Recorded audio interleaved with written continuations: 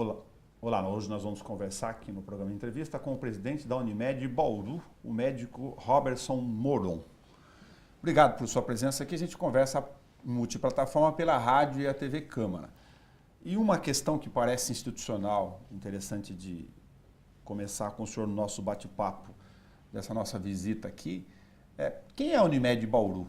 A gente conversava fora do ar sobre essa relação que as pessoas têm na cabeça da marca e como ela tem dimensão fora do nosso território, de entender de onde ou de quem nós estamos falando. Eu agradeço a oportunidade de estar aqui. Esse é um tema que eu sempre gostaria de falar e a gente não tem oportunidade. Como surgiram as Unimedes médicas? A ideia foi fazer um atendimento médico sem intermediários, sem os planos de saúde. Então os médicos criaram o seu próprio plano de saúde. Isso surgiu independente em cada cidade. Então a Unimed Bauru é uma cooperativa dos médicos da cidade de Bauru. A cooperativa médica das pessoas aqui da cidade, pertence aos médicos de Bauru. O que a gente compartilha é uma marca nacional, a Unimed, porque existem regras e acordos de atendimento entre as cidades. Caso um paciente de Bauru precise de atendimento fora da região, a gente utiliza as outras Unimedes das outras cidades para isso. Mas são unidades autônomas. A Unimed Bauru ela é de responsabilidade e é gerida por médicos da cidade. O centro de custeio, todas as questões de investimento, o programa, são todos definidos aqui, então. Exatamente. Toda a parte operacional de atendimento e funcionamento da cooperativa pertence aos médicos de Bauru e é feito aqui na cidade. O que existe uma estratégia de comunicação e marketing nacional que é acordada entre todas as Unimedes em assembleias. Quando a gente ia conversar sobre a questão da saúde e de todos os contornos relacionados ao financiamento dela e de como esse sistema funciona, a gente passa, eu comentei com o senhor também, sobre a questão da cultura do paciente, das pessoas, de nós como consumidores de um plano de saúde. Afinal, você tem um centro de custeio, um centro de atendimento, um centro de programação de serviços que oferece para quem contrata ele no dia. Até que ponto a nossa cultura ocidental, em especial brasileira, do uso do que o secretário de saúde que eu citei para o senhor Barradas falava, da visão hospitalocêntrica nossa e de, em geral ou na média, atender primeiro a doença do que a prevenção, faz diferença nesses vetores? Acho que são temas importantes, aí você citou uns 4. O primeiro que é um plano de saúde, isso é um conhecimento que as pessoas não têm. A maioria das pessoas imagina que o plano de saúde é uma coisa que você paga ali todo mês, uma mensalidade, e esse dinheiro fica guardado em algum lugar, no banco, e um dia você vai usar esse dinheiro que você pagou. Isso não é plano de saúde, isso não é assim que a lei monta, não é assim que eles são obrigados a trabalhar. Existe toda uma legislação, os planos de saúde funcionam de uma maneira diferente disso. As pessoas que estão saudáveis hoje estão pagando o tratamento das pessoas que estão doentes. Então existe uma gestão de risco compartilhada. Todo mundo que está hoje pagando o plano está gastando esse dinheiro hoje mesmo atendendo as pessoas que estão doentes. O dinheiro não fica guardado. É lógico que existem provisões, existem reservas técnicas que a própria legislação exige que sejam feitas. Então esse conceito de eu pago, mas não uso e vou querer usar agora, porque agora é minha vez de usar, eu vou usar tudo que eu tenho direito, é um conceito de quem não entendeu exatamente como funciona um plano. E aí entramos nesse assunto que você falou, a maneira que o brasileiro usa o atendimento de saúde, aí não apenas um plano privado, isso aí acontece também no setor público. As pessoas esperam os problemas ficarem complicados para procurar o recurso médico e geralmente procuram quando já estão doentes, já procuram numa fase onde você vai ter que apagar um incêndio, eles não fazem uma medicina preventiva. Isso não é culpa, quando a gente fala assim, parece que a culpa é do paciente, não é, é da cultura. Os próprios médicos não são formados com uma visão de medicina preventiva, hoje as faculdades estão investindo muito nessa visão, numa tentativa de fazer com que as pessoas façam hábitos saudáveis, façam exames preventivos, façam atendimentos médicos preventivos para não desenvolver a doença. Porque como num incêndio, que é um bom exemplo, depois que o fogo começou, é muito mais difícil você combatê-lo. Você Claro. tem que tomar as medidas antes. E isso é uma coisa interessante. As pessoas querem ir para o hospital e resolver tudo com imediatismo e muitas vezes você precisa fazer um processo. E de que forma a cooperativa, entendendo como uma reunião seleta de médicos das mais variadas formações e do ponto de vista de gestão, o que o senhor diria sobre a visão da Unimed, sobre essa cultura nossa, como a cooperativa com o plano de saúde está tratando disso de forma orgânica para lidar no tempo, lógico, não é com a reversão, mas com a conscientização desse tipo de comportamento. Tem programas internos de prevenção voltados para quem está sadio, para conversar com o cara, porque quem está doente está sendo atendido na porta do sistema. Então, nós estamos investindo muito nisso, é uma questão cultural, como eu disse. Existe um comitê educativo dentro da cooperativa para trabalhar com os médicos, existe toda uma estratégia de marketing para tentar divulgar essas ações. Nós temos agora uma caminhada que a gente vai estimular as pessoas a fazer caminhada, a fazer hábitos saudáveis. A campanha é muito interessante, ela fala mude um hábito, né? A gente fala mude 10 hábitos é muito complicado, mas mudar um é possível. Por exemplo, começar a fazer uma caminhada regular, isso aí atua na saúde. Agora, internamente, nós construímos agora um novo centro de atendimento e reservamos uma área desse centro de atendimento para o que a gente chama de atenção personalizada à saúde, que seria a medicina preventiva, onde a gente vai tentar implantar um novo modelo de atendimento, onde as pessoas vão ao médico antes de ficarem doentes, vão ao médico periodicamente, com consultas agendadas, em idades pré-determinadas, onde você vai fazer um acompanhamento para não adoecer. E mais do que isso, quando você adoecer, né, porque isso acontece com todo mundo, vai existir um prontuário eletrônico, um médico treinado, uma equipe que conhece você especificamente, conhece as necessidades dessa pessoa e todo o seu histórico médico, e isso vai permitir um atendimento na doença também personalizado. Então, isso é uma cultura que a gente está tentando mudar.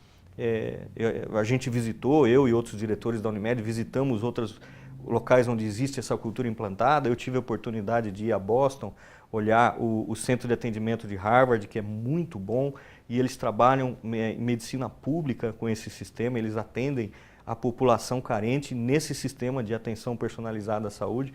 Uma coisa muito bonita, com uma qualidade muito grande e a um custo relativamente, para os americanos, é um custo relativamente baixo, porque eles estão atuando na prevenção da doença. Isso é uma equação, sem nenhum receio de tratar dela dos dois fatores, que tem vetores que beneficiam os dois lados no tempo.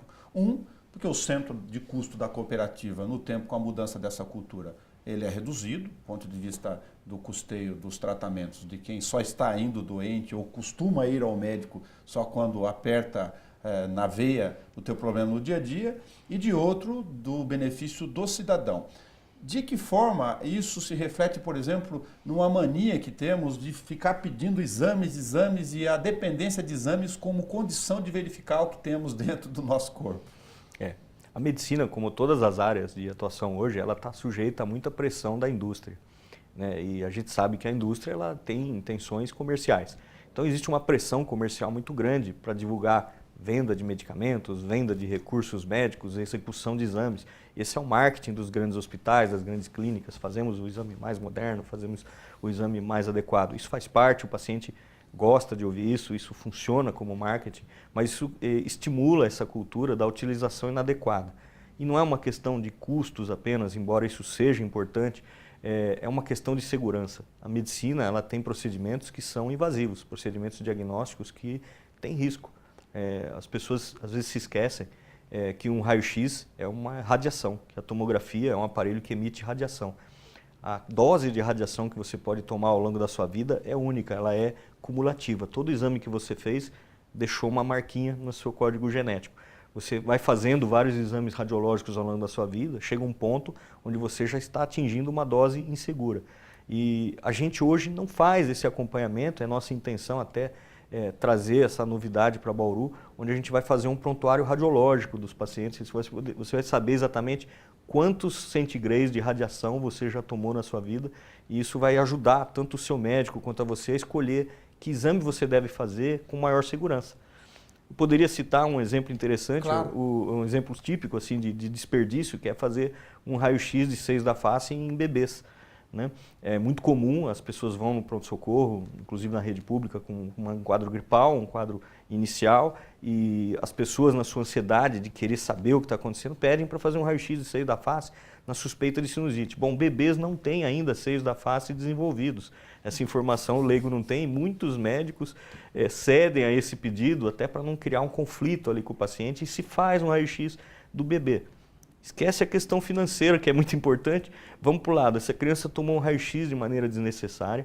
E o pior, o laudo do exame vai mostrar velamento da região dos seios da face, porque eles não estão desenvolvidos ainda, não porque eles estão doentes. Completamente desnecessário. E acontece até absurdo, a gente sabe, de prescrição de antibióticos para tratamento de sinusites que não existem. Então, olha quanto malefício em cima de uma conduta sem a base científica adequada, baseada apenas no tentativa, às vezes, de controlar uma ansiedade ou uma relação complicada ali no atendimento. Então, é importante estabelecer protocolos. Já que o senhor citou da questão da indústria de diagnose, pegar o outro lado que o senhor mencionou, a questão de remédios. A indústria farmacêutica, sem querer satanizar nada, ela quer vender, tem uma série de marcas no mercado, e quanto mais doente, mais remédio sai, num sentido muito leigo e raso aqui do raciocínio. De que forma isso, na visão corporativa dos médicos, está sendo adequadamente enfrentado? Eu acho assim, as revistas científicas, elas tendem a ser isentas, elas trabalham com muita seriedade. É lógico que, como qualquer área, você tem as revistas melhores, as revistas piores.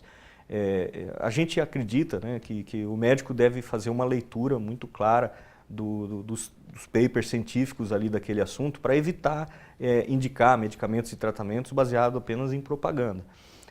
As boas faculdades, as boas escolas médicas ensinam o médico a interpretar textos científicos, ele deve se manter atualizado, participar de congressos, mas sim, existe uma pressão de marketing das empresas que querem vender, sem querer satanizar também, graças a Deus que temos a indústria farmacêutica desenvolvendo novas drogas, novos tratamentos que a gente pode oferecer para os nossos pacientes, mas o uso com sabedoria dessa tecnologia que é o que da questão. Nós precisamos usar com sabedoria. Existe um grupo americano que eu acho muito bacana, tem um site que chama Choose Wisely, Escolha com Sabedoria. Esse site ele trabalha tanto, seria muito legal trazer isso para o Brasil, traduzir para português. Ele tem uma área para leigos e uma área para médicos, onde você entra, se identifica se você é médico ou se você é só um leigo, e você diz o seu problema e o que o seu médico escolheu para você. E eles comparam essa decisão com os protocolos científicos e te dão informação para saber se você está fazendo uma escolha sábia ou não. Isso tem desde escolha de medicamentos à execução de exames. Falar de uma outra ponta, já que eu amarrei os vetores aqui desse nosso raciocínio, com a questão executiva de investimentos. Se a gente olhar para a robótica, a ciência, as novas tecnologias em medicina, o avanço vertiginoso de novas possibilidades, felizmente, para tratamentos, inclusive, não invasivos, para uma série de procedimentos cirúrgicos, que é a área de especialidade do senhor não determinada. Abrir o corpo humano é algo que é temerário no horizonte cultural do senso comum para todas as pessoas. Eu ainda tenho medo, ainda faço com medo, isso é importante. importante. Até que ponto a escalada da questão tecnológica, o senhor vê algum limite? Porque se você olhar a robótica, os altos custos, vocês acabaram de fazer um investimento vultoso agora, num belíssimo centro de diagnose. Enfim, há uma natural pressão de custeio aqui, em função das virtudes que eu já citei da robótica e da tecnologia em relação ao financiamento desse sistema. Exatamente. Em medicina, eu faço uma pergunta que para você vai pensar, quanto vale uma vida? Não tem valor. Sim. Certo? Então, viver para sempre, acho que todo mundo pagaria o preço que fosse para ter uma vida eterna.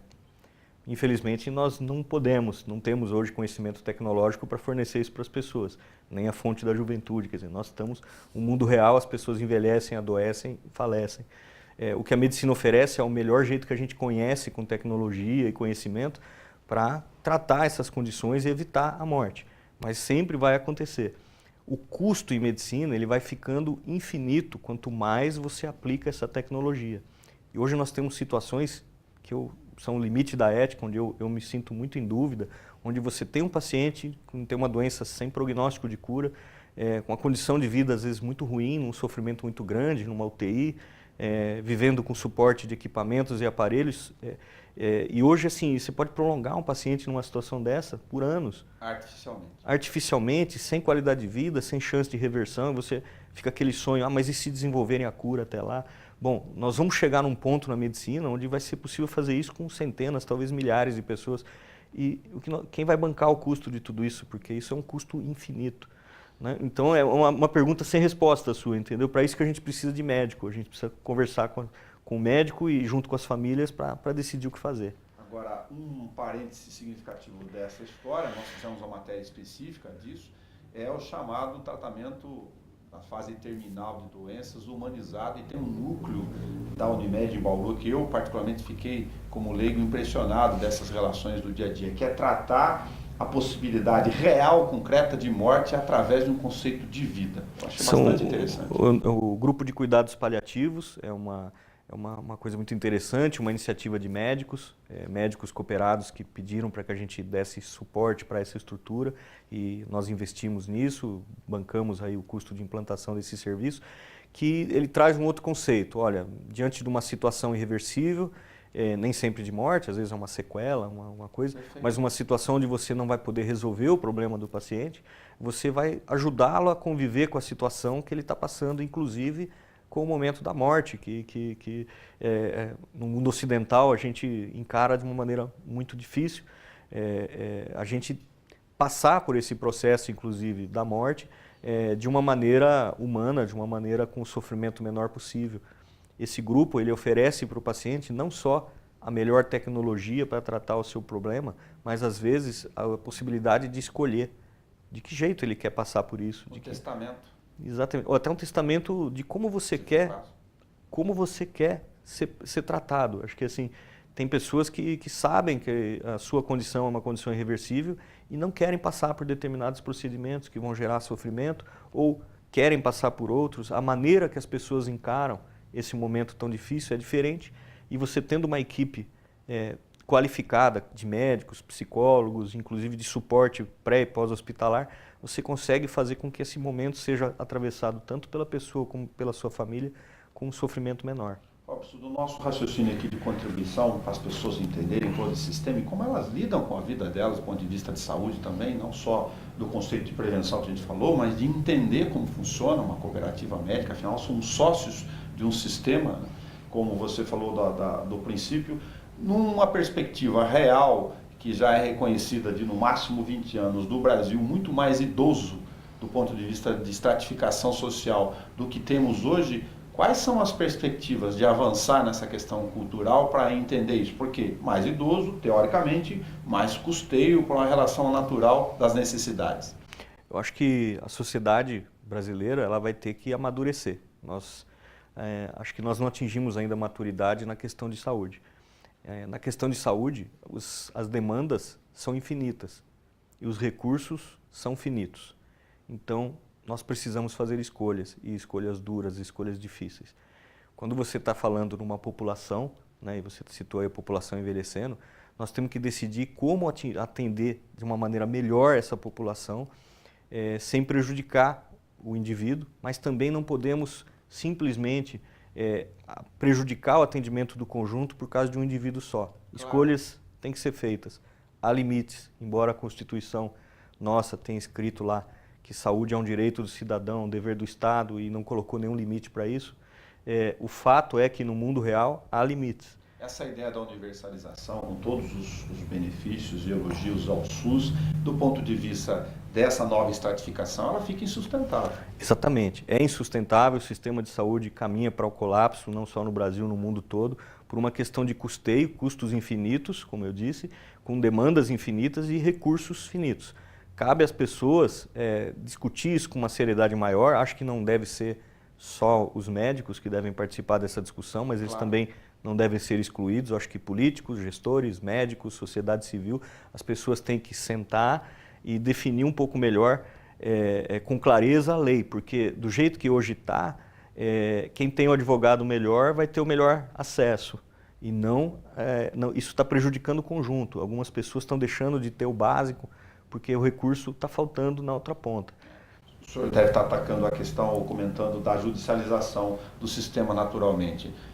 Do ponto de vista legal, o juiz decidiu, cumpre-se a ordem democrática do Estado de Direito. Agora, do ponto de vista das relações do dia a dia, é furar a fila, e muitas vezes sem indicação de conteúdo especializado, porque o juiz não é formado, não é médico, em geral é juiz, é magistrado, aqui não é uma crítica, é uma constatação de definição, alterando a regra do sistema. O senhor diria que o judiciário também, nesse tempo, dada a escalada de demandas judiciais, muitas delas com fatores reconhecidamente legítimos do usuário, precisa se especializar para ajustar um pouco esse sistema?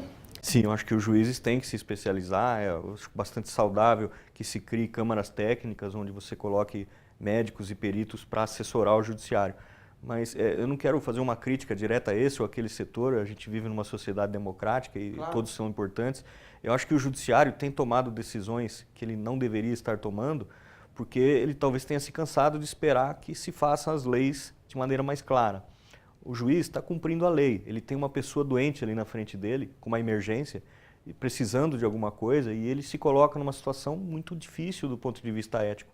Se ele negar, ele está prejudicando aquela pessoa. E ele não tem condições de enxergar o sistema, o conjunto. Então, eu gosto de citar o professor Davi Wipp, né, que ele, numa palestra, ele falou, eu vou preso. Né, ele é gestor de saúde hoje. Ele falou, eu vou preso de algum jeito, porque ou se eu cumprir a ordem do juiz ou se eu não cumpri-la. Ele estava citando uma ordem judicial para importar um medicamento que não tem registro no Brasil, que não é permitida a comercialização e a importação desse produto pela nossa vigilância sanitária. Pelas leis que nós temos, isso se chama tráfico de drogas. Se ele trouxer essa droga para o Brasil e utilizá-la, ele está trazendo uma droga proibida, isso é crime. Se ele não obedecer à ordem do juiz, que é dar o remédio para o paciente que está precisando, ele também vai preso por descumprimento liminar. Ou seja, como toda a relação social que nós estamos falando aqui, tem os atores em mais de uma ponta que precisam cada qual ajustar as suas próprias condutas ou análises sobre o sistema. Nós, por outro lado, não reinventamos a roda. Estou querendo dizer o seguinte, falei do envelhecimento da população, sociedades do outro continente já passaram por esse processo de estratificação antes da gente. O que a gente poderia comentar aqui? O que os outros fizeram que a gente poderia olhar para, no caso do custeio da saúde, do bom oferecimento do plano para populações mais idosas, adequaram um pouco? Como eu disse, eu sou um estudioso do assunto, eu gosto, quando eu viajo, eu visito, eu faço viagem de lazer, a minha esposa briga comigo, porque eu sempre visito algum hospital, algum centro para ver como eles estão trabalhando lá. E existem exemplos no mundo onde a gente vê. O exemplo brasileiro ele não é de todo assim negativo, nós temos coisas maravilhosas no Brasil, o nosso tratamento para a AIDS é um tratamento que foi copiado no mundo inteiro, a maneira como enfrentamos a doença. Então nós temos muito a oferecer, mas temos como muito a aprender também. O sistema inglês, o sistema belga, o sistema canadense, eles passaram por essa fase, eles tiveram um momento onde se humanizou e se deu direito a tudo, e é lógico, depois, diante do colapso financeiro, foi feita uma análise e se colocou limites. Quando você fala isso no Brasil, infelizmente, as pessoas tendem a encarar de uma maneira muito negativa, retrocesso, e não é isso, nós estamos tentando trazer a lei à realidade, nós temos que estabelecer limites. É melhor a gente ter uma assistência de saúde de qualidade, bem definida e acessível a todos, garantida, mesmo que a gente fale em algumas pontas, naquelas casos de exceção, do que o contrário, onde hoje a gente, com uma liminar, consegue um transplante nos Estados Unidos, com direito a hotel para a família toda, e falta algodão, falta um material para curativo na assistência primária, no posto de saúde. Então nós vamos ter que tomar decisões difíceis. Acho que nós temos que repensar o sistema, a sociedade como um todo e decidir, olha, vamos fazer algo bem feito com limites e aquilo que é fora do limite nós vamos ter que contar com caridade, benevolência, como os outros países fizeram. Existem instituições fora do Brasil, grandes hospitais filantrópicos de pesquisa que fazem tratamentos que custam uma fortuna, mediante doação. A sociedade não aguenta pagar por tudo. Acho que nós vamos ter que conversar sobre isso algum dia. Nós conversamos aqui, inclusive está fresco aqui conosco, nessa mesma posição do senhor, como secretário municipal de saúde, com o ousado desafio, o programa municipal, de ter um hospital municipal como porta de entrada de urgência e emergência, mas eu vou pegar esse comentário, esse recorte, para continuar no nosso raciocínio aqui. Temos a síndrome do PA. Agora é muito legal ir no pronto atendimento, mas todo mundo vai lá e quando você olha para a fila, fala, bom, mas tem um sujeito aqui que encheu a cara no final de semana, o sujeito que está com dor no bicho de pé e o outro que está eventualmente com situação de emergência. Estão todos juntos. Hoje a gente tem o hábito de ir lá e querer rapidamente como se fosse fila de supermercado. Não é sustentável isso. Exatamente. A questão de PA é uma questão sempre crítica.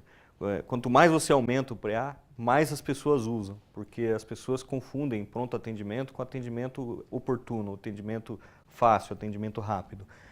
Na verdade, não é possível ter todos os especialistas médicos 24 horas por dia disponíveis para atender todo mundo na hora que quiser. É inviável. Os médicos também são pessoas, também têm família, também têm limites do que é possível fazer. De novo, a má utilização do PA prejudica as pessoas que realmente estão em emergência.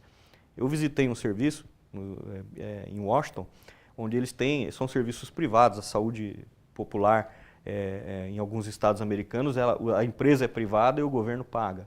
O governo contrata um hospital privado para fazer atendimento público. Isso é interessante, é um modelo que o Brasil deveria conhecer. E eles têm lá uma propaganda, né, porque lá eles fazem propaganda. Se você esperar mais que 5 minutos para ser atendido no PA, eles te devolvem o dinheiro que o governo vai pagar para eles. Eu achei bacana isso aí, eu falei, quero conhecer esse lugar. Eu vi a propaganda e eu fui lá.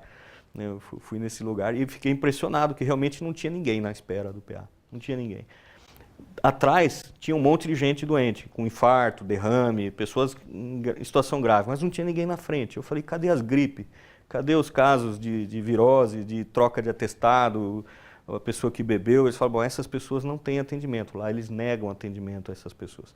Eu não sei se isso é a saída. Eu não estou dizendo que é isso que eu quero fazer, claro. Por favor. O que eu estou querendo dizer é que nós... É um choque de raciocínio para a gente pensar. Que lá eles tomaram uma decisão, olha, vamos cuidar da emergência direito e aquilo que não é emergência nós não vamos atender. Por outro lado, nós aqui no Brasil, nós temos uma situação de falta de acesso para o atendimento quase emergência. Aquela pessoa que ainda não está com um problema grave, está com uma gripe, mas que se a gente não tratar, nos próximos 5 dias, essa gripe pode se complicar, pode virar uma emergência. Essa pessoa precisa de atendimento breve, ela não precisa de atendimento imediato. A construção do centro diagnóstico foi com essa visão.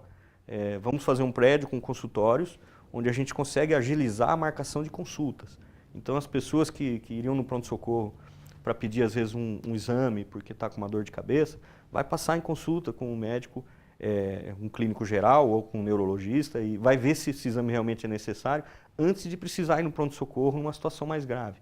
Então, se a gente melhorar o que a gente chama de assistência primária, a gente evita essa utilização do PA. Essa é a nossa aposta, é o que a gente viu fora do Brasil que estamos tentando implantar. 2 outros raciocínios para o senhor comentar conosco. A chamada medicina alternativa em várias das suas frentes, tem de acupuntura de um lado, discussões de protocolo, a questão do Conselho Regional de Medicina, regulamentação desta ou daquela situação, ozonioterapia como tratamentos alternativos complementares. Que visão o senhor tem sobre essa efervescência? Tem muita coisa que é modismo, não estou julgando, até porque não tenho conhecimento sobre isso, nesta ou naquela técnica ou de oferecimento de alternativa, mas como esse sistema de tratamentos complementares pode auxiliar ou não na nossa discussão?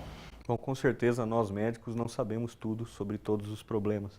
Eu acho que assim, sem uma visão arrogante de que faça só o que o médico mande, não é isso. É lógico que o médico tem uma chance maior de acertar, você deve sempre ouvir com muita atenção o que o seu médico te recomenda, mas o médico não é o único conhecimento da verdade. Então existem terapias alternativas e eu não sou contra a existência dessas terapias, elas são uma válvula de escape, às vezes até para aquilo que nós médicos não podemos conseguir. Às vezes o paciente precisa de um conforto, de uma conversa que nós não conseguimos e ali aquele terapeuta que está fazendo algum atendimento, ele vai conversar, ele vai ser humano, ele vai dar talvez ali um atendimento que essa pessoa precisa. Existe também na medicina alternativa, que é reconhecida inclusive pelos órgãos médicos como a homeopatia, a acupuntura, existe ciência nisso, serve para muitas coisas, mas não serve para outras. Acho que depende qual é a doença, qual é o caso específico, isso aí pode ser útil. Principalmente, como eu disse aqui no início da nossa conversa, existem situações onde o médico é perigoso, onde a medicina está envolvida em risco, né? E às vezes fazer um tratamento alternativo de baixo risco, com homeopatia ou acupuntura, evita que você se submeta a um procedimento que pode causar até uma lesão em você. Então, eu acho que deve ser pensado de uma maneira mais ampla, isso apenas sem cometer, não ser exageros, não ser negligente. Eu vou citar um exemplo que eu acho que é um exemplo que muita gente ouviu, que foi a pílula do câncer que chamaram aí. Se fosse assim tão simples, se a gente pudesse inventar uma pílula que curasse uma doença tão complexa, que não é uma doença só, são centenas de doenças diferentes com o mesmo nome, eu adoraria que fosse verdade isso. Nossa, a coisa que eu mais queria. E eu tinha um caso de câncer na minha família, não vou abrir o nome da pessoa aqui, mas que me procurou, uma pessoa muito próxima, uma pessoa que eu amo muito, falou, olha, eu quero tentar isso daí. Eu falei, olha, tentar não tem problema, porque até onde a gente sabia não fazia mal, a gente tinha informações de que era uma substância inócua. Mas não abandone o tratamento convencional. Quer dizer, essa que é a minha... Então eu daria esse recado. Está filosófico que eu comentava, parênteses, mas tem um efeito placebo nessa história? Ele funciona? Então, funciona. Eu acho assim, o alternativo, primeiro, veja se não tem risco. Não vai se submeter a uma experiência sem o conhecimento científico por trás disso. Duvide de tudo que é muito novo, tudo que é revolucionariamente novo e que só um grupo pequeno de profissionais conhece. A medicina bem feita, ela é amplamente divulgada pelas revistas médicas. Então, eu sempre duvido daquilo que só um médico sabe fazer ou só um terapeuta sabe fazer. Eu sempre coloco um parênteses, olho isso com um pouco mais de cuidado. Eu acho que assim, confie no seu médico, ouça a segunda opinião de outro médico se você tiver dúvidas e tudo que for novo, converse bem, tenha um pouco de parcimônia e tenha sempre essa ideia, olha, eu não vou arriscar algo que seja perigoso e também não vou abandonar aquilo que é convencional, aquilo que se sabe que é o melhor possível. Aí tudo bem. Um comentário do senhor, até como cidadão, lógico, um profissional médico, presidente da Cooperativa de Médicos e da Unimed de Bauru, da outra ponta do sistema. O que o senhor tem conversado ou tem ouvido com os profissionais na área de formação do profissional? A gente está falando aqui de dois elementos, vou colocar na mesa aqui.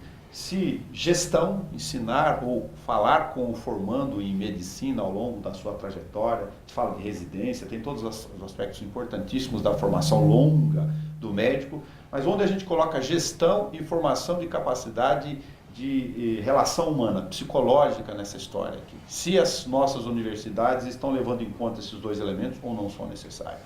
Então, eu já faz 20 anos que eu me formei, então eu posso falar um pouco da minha experiência. Claro. Eu fiz uma faculdade de renome, uma faculdade famosa, e o lado das relações humanas, embora ele estivesse presente, ele não era prioritário. Existia uma formação muito técnica, muito estudo técnico de física, biofísica, bioquímica, anatomia, e isso é importante porque você não vai ser um bom médico sem essas informações, mas isso não é o suficiente para você se relacionar com uma outra pessoa doente. E isso se aprende ao longo da vida, né? Eu acho que o maior aprendizado que eu tive depois da faculdade foi a me relacionar com pessoas que estão doentes diante de mim, pessoas que procuram a minha ajuda. E isso deveria ser ensinado nas faculdades. Eu não posso falar pela minha, porque hoje já estou afastado há muito tempo, mas eu tenho visto esforços aí nesse sentido, de formar pessoas com um pouco mais de conhecimento em psicologia, em relações humanas, para você ter uma empatia melhor pelo seu paciente. Não é fácil, quando eu não gosto de citar especialidades aqui, mas vamos citar, por exemplo, um neurocirurgião que demora 6 anos para se formar médico, depois mais 5 anos de residência, onde nesse período de formação ele vai passar por períodos onde ele trabalha plantões de 24 por 48 horas durante um ano, sem descanso, cirurgias de às vezes de 22 horas de duração, onde o conhecimento técnico é muito importante. Depois claro, ele sai depois dessas 22 horas de cirurgia, onde é quase desumano ficar tanto tempo trabalhando sem descanso, e aí ele tem que explicar para a família o que foi que aconteceu no procedimento. E muitas vezes é nessa hora que a relação se complica. Então, acho que tem que ser feito um investimento muito grande nisso, e as pessoas também têm que lembrar que existem em todas as especialidades, na área médica e fora da área médica, diferentes graus de empatia. Claro. Tá?